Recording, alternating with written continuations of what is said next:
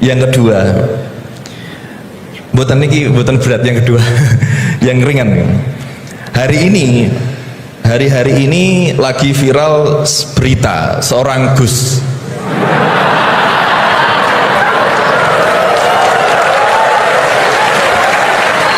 Mohon izin.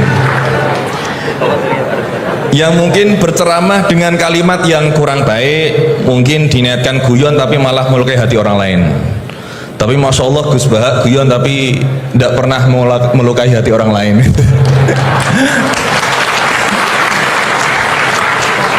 Nah, pertanyaan saya Gus, ngapunten, karena ini respon Gus Bahar ketika ditanya dengan pertanyaan yang provokatif dan dirempet ke kasus viralnya Gus Miftah.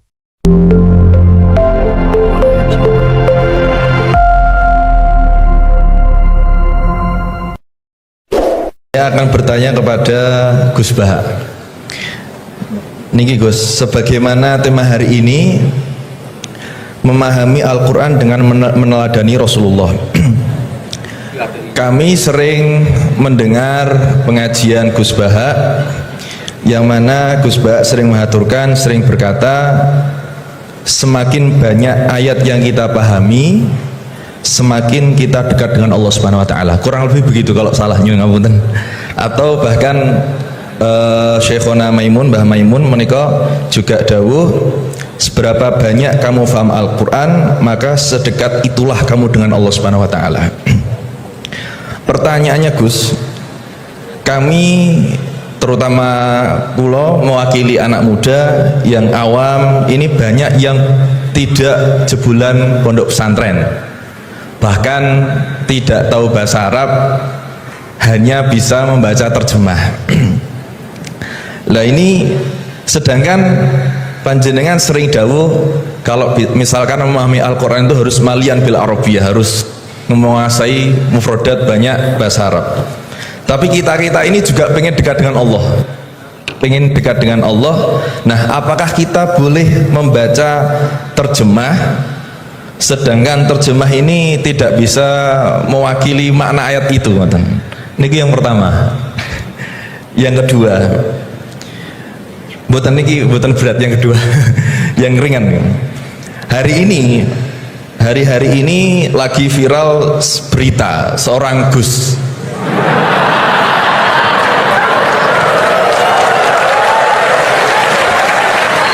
Mohon izin. Yang mungkin berceramah dengan kalimat yang kurang baik, mungkin diniatkan guyon tapi malah melukai hati orang lain. Tapi Masya Allah Gus Baha guyon tapi tidak pernah melukai hati orang lain.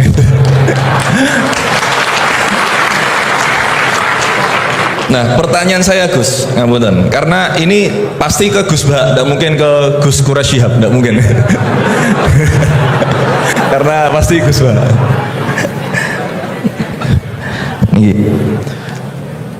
Sebenarnya sejarah panggilan Gus ini seperti apa gitu? Apakah hanya dimaknai Gus ini adalah anaknya Kiai terus dipanggil Gus, atau bahkan mantunya Kiai saja, kalau jenengan katanya Gus naturalisasi gitu. Atau Gus swasta atau apa itu, atau bahkan bukan siapa-siapa kemudian bisa dipanggil Gus, sehingga misalkan kita sekarang bisa ini berlomba-lomba menjadi Gus bareng-bareng. Jadi pokoknya lomba-lomba.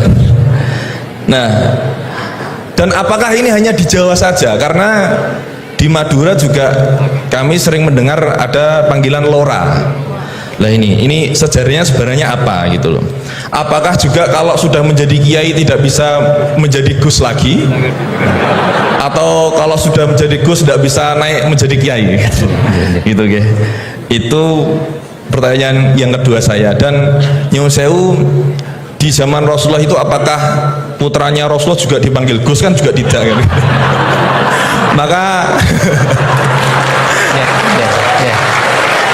Maka kalau Gus ini tidak ada di zaman Rasulullah, berarti semua Gus ini bid'ah gitu loh. Karena Gus tidak ada di zaman Rasulullah. Ngerti nggih?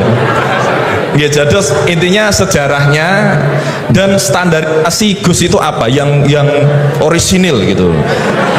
yang kalau misalkan di dunia, di Indonesia ini yang Gus orisinil hanya jenengan, berarti semuanya palsuan gitu. Lah ini tentu bisa dijelaskan Gus. Ngapunten, matur suwun sangat. Wassalamualaikum warahmatullahi wabarakatuh. Waalaikumsalam warahmatullahi wabarakatuh. Baik, terima kasih Gus Maulana. Selanjutnya saya mungkin yang laki dulu ya, laki-laki nanti baru pindah ke sini. Silakan yang pojok ya.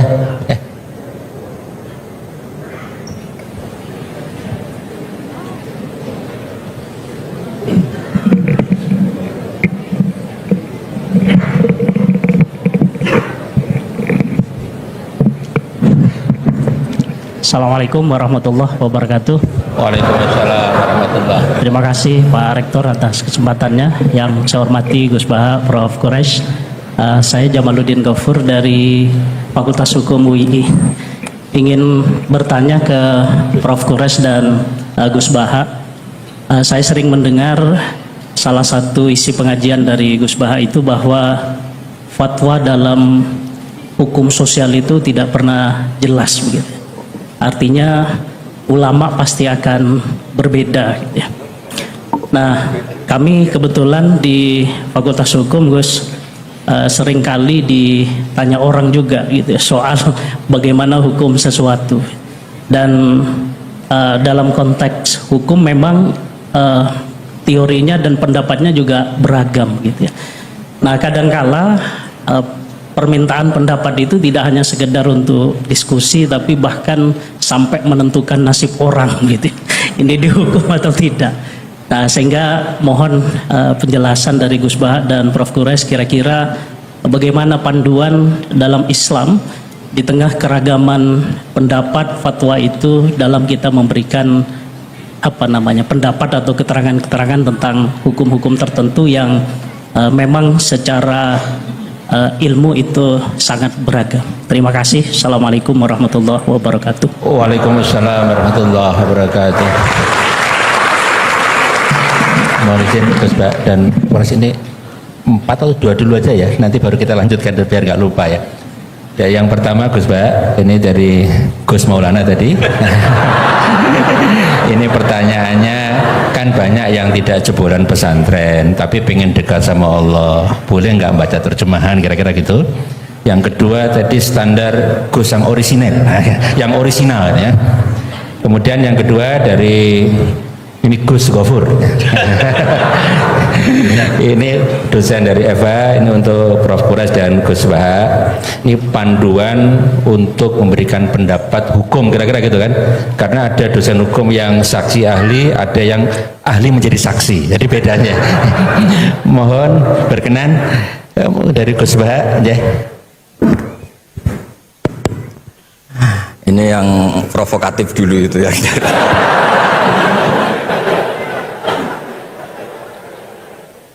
Semoga diampuni oleh Allah Ta'ala.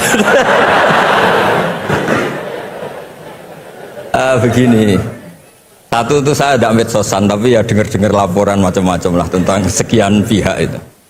Begini, saya cerita ini biar sampean tahu bahwa Pak Rektor ngundang saya ini tidak salah. Kan? Memang benar-benar pemateri yang baik. Ya kalau kata Nabi Yusuf kan ini hafizun alim, orang harus zikru manaqibi nafsi, orang boleh cerita kelebihannya asal itu faktual. Begini, suatu saat, ini cerita di kitab Ihya, suatu saat Nabi Musa itu sholat istisqa, itu doa apa saja itu sudah dipakai, nggak mandi itu. Nabi Musa nggak mandi, tetap nggak mandi. Kata Allah, inna fihim namaman, di komunitas anda yang ikut sholat itu ada yang tukang adu-adu, namam, provokator. Maka kamu doa kayak apa tetap tidak akan saya ijabahi. Nabi Musa, ya gampang Gusti, tunjukkan orang itu siapa, nanti saya usir dari majelis.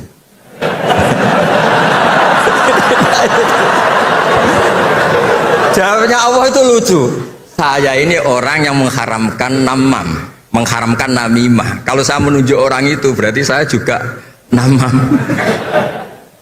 Intinya itu Allah terus mengabaikan sekian peristiwa namam. Jadi kalau pertanyaan provokatif terus kayak gitu tuh masih diabaikan oleh Allah Ta'ala. Karena nanti repot itu. repot. Memang saya termasuk Gus yang asli itu jelas kalau itu.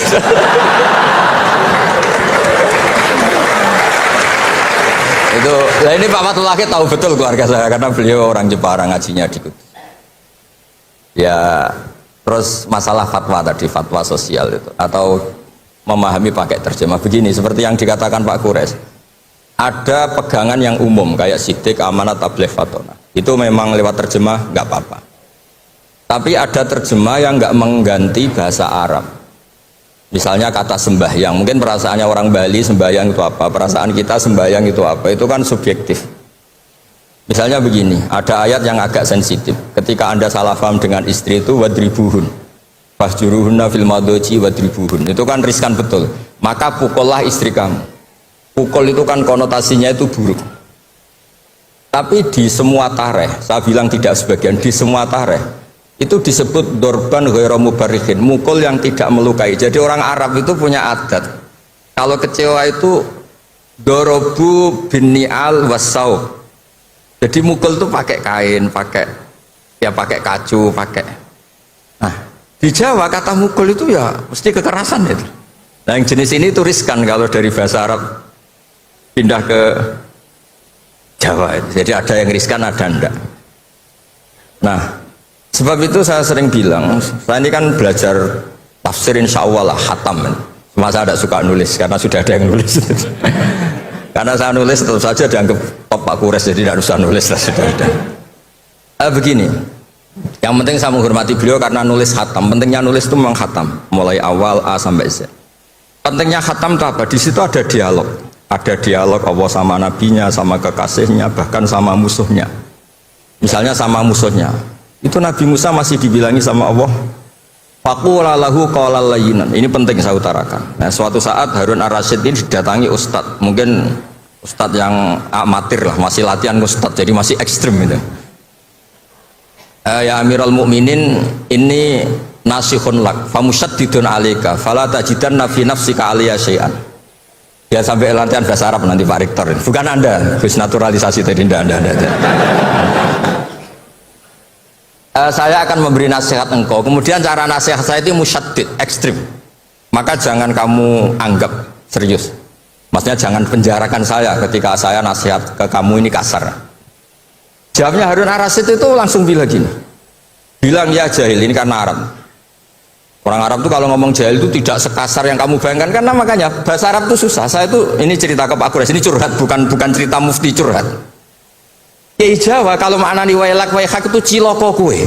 Padahal sering Nabi itu kalau kecewa sama seseorang bilang wailak sama waihak. Nah, akhirnya santri tanya, lo katanya Nabi itu halus sopan santun kok ngendikan wailak waihak, yang artinya itu celaka kamu. Ada orang tanya Nabi dan orang itu tidak paham.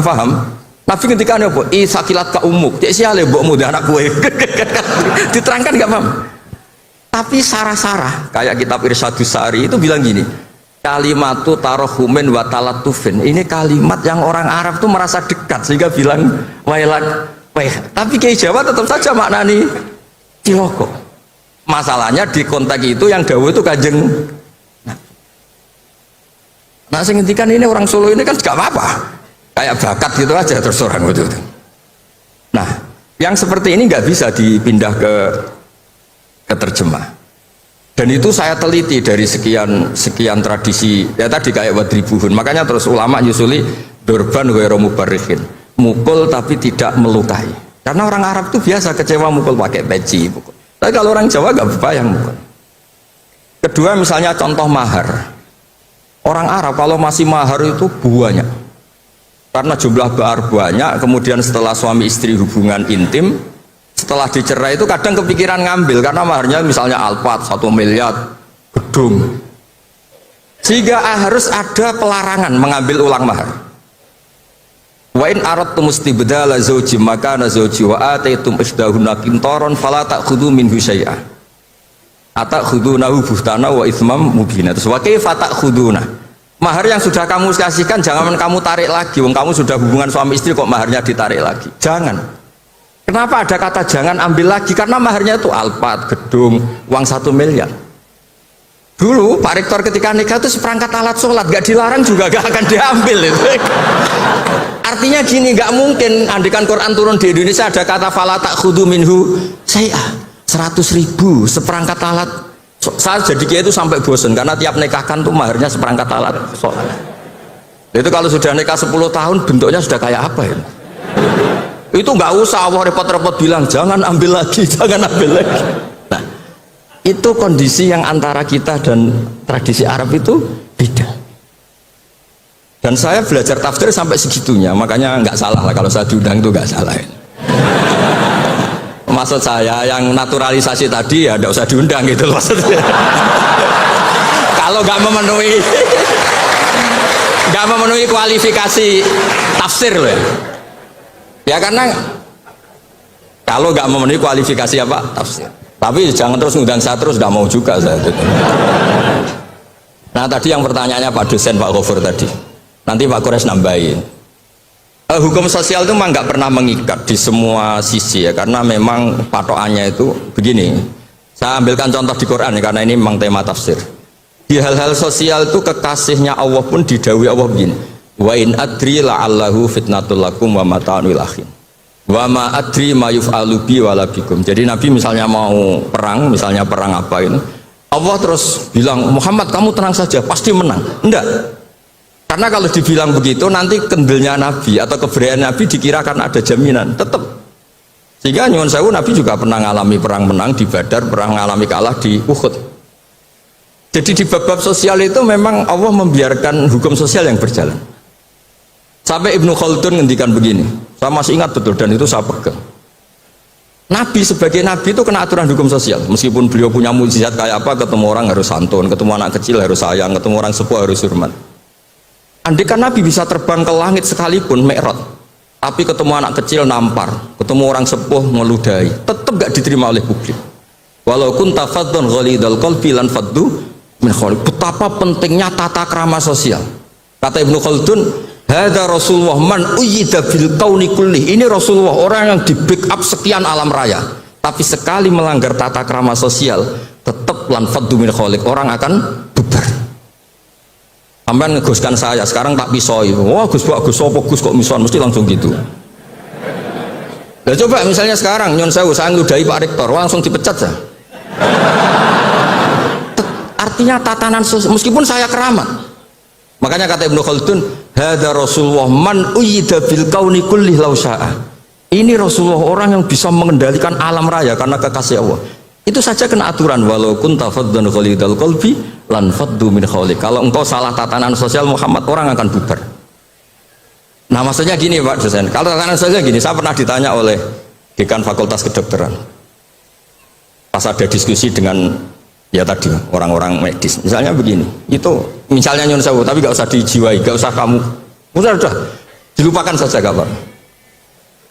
Menyembuhkan orang koma itu baik apa tidak baik, tapi misalnya orang ini kalau sembuh pasti bunuh lagi, pasti merkosa lagi, terus kita gimana?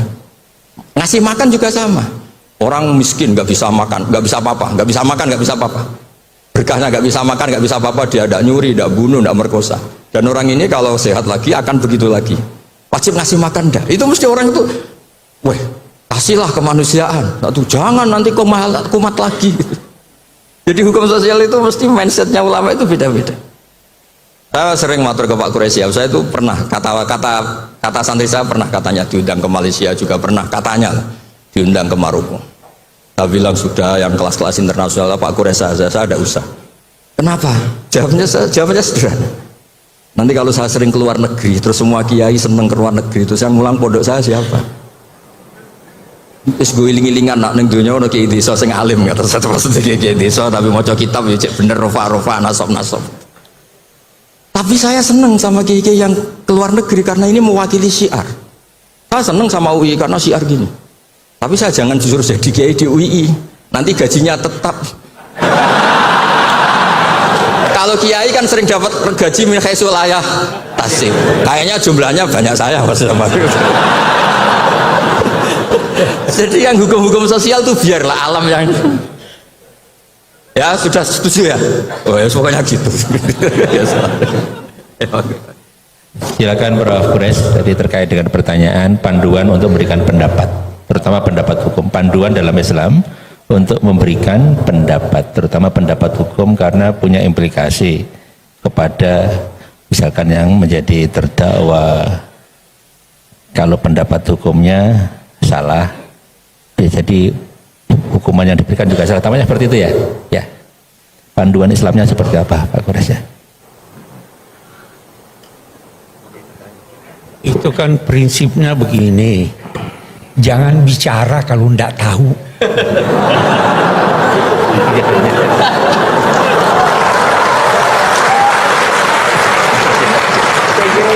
Itu jawabannya paling singkat. Terjawab. Ya, jawabannya itu ya.